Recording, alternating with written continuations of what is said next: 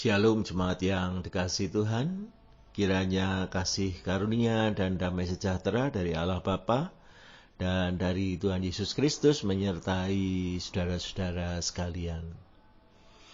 Bapak Ibu, saudara-saudara yang dikasihi Tuhan, di dalam hidup kita selalu berkata-kata. Kita selalu mengucapkan banyak kata di dalam kehidupan kita. Yang kemudian menjadi pergumulan kita adalah kata-kata seperti apa yang kita ucapkan. Di dalam kehidupan ini sebenarnya Tuhan sudah menghendaki supaya umat Tuhan mengelola kata-kata yang diucapkan. Ketika Tuhan mendidik bangsa Israel untuk mengikuti kehendaknya, menjadi bangsa yang baru, bangsa yang dipilih Tuhan setelah keluar dari Mesir.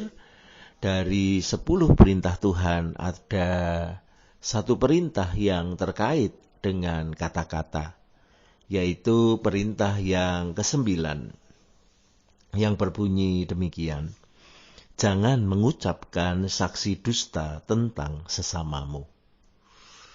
Itu berarti Tuhan sangat mempedulikan apa yang kita ucapkan. Sebisa mungkin kita mengatakan yang benar sebagai kebenaran. Mengucapkan sesuatu tentang kesalahan yang lain karena memang ada kesalahan. Nah, saudara-saudara, di dalam konteks perjanjian baru ketika Rasul Paulus menghadapi jemaat di Kolose, dia kemudian juga memberikan tuntunan kepada jemaat di Kolose terkait dengan bagaimana berkata-kata. Ketika mereka sudah menempatkan diri dalam hidup, mereka menjalani kemanusiaan baru mereka, maka ketika mereka didorong untuk hidup dalam hikmat Tuhan, mempergunakan waktu yang ada, maka Rasul Paulus juga memberikan nasihat terkait dengan bagaimana mereka berkata-kata. Kolose 4 ayat 6 berbunyi demikian: hendaklah kata-katamu senantiasa penuh kasih, jangan hambar, sehingga kamu tahu bagaimana kamu harus memberi jawab kepada setiap orang.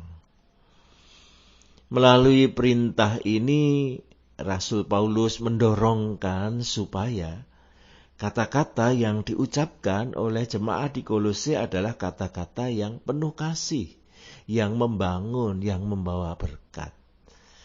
Saya rasa itu yang juga sebenarnya menjadi dorongan Rasul Paulus kepada setiap orang yang membaca suratnya, termasuk kita semua saat ini.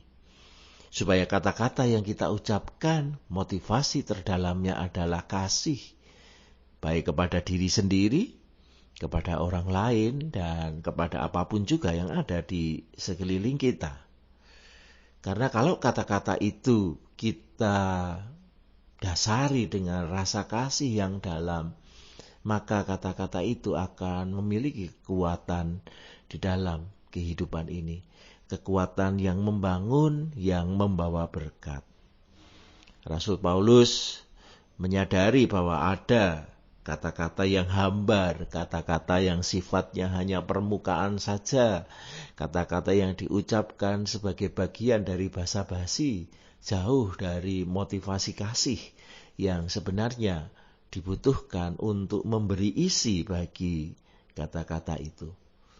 Dan kalaupun pada saatnya ada orang bertanya, ada yang meminta pertanggungjawaban kepada mereka, maka jemaat di Kolose bisa memberi jawab kepada orang-orang itu dengan kata-kata yang membangun, kata-kata yang konstruktif. Nah, saudara-saudara, bagaimana selama ini kita berkata-kata? Sungguhkah kita memikirkan kata-kata kita atau membangun kebiasaan yang baik dengan kata-kata kita?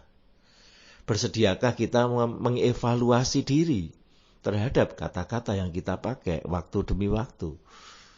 Apakah kata-kata kita itu adalah kata-kata yang didasari dengan motivasi kasih yang mendalam? Apakah kata-kata kita itu berdampak konstruktif buat orang lain? Apakah kata-kata kita itu membangun sesama kita? Mari kita mengupayakan bersama supaya kata-kata yang kita gunakan, yang kita sampaikan sungguh membawa berkat dan muaranya adalah kemuliaan nama Tuhan, bahwa kata-kata yang kita pakai kita tujukan bagi kemuliaan nama Tuhan semata. Kiranya Tuhan memampukan kita semua. Amin.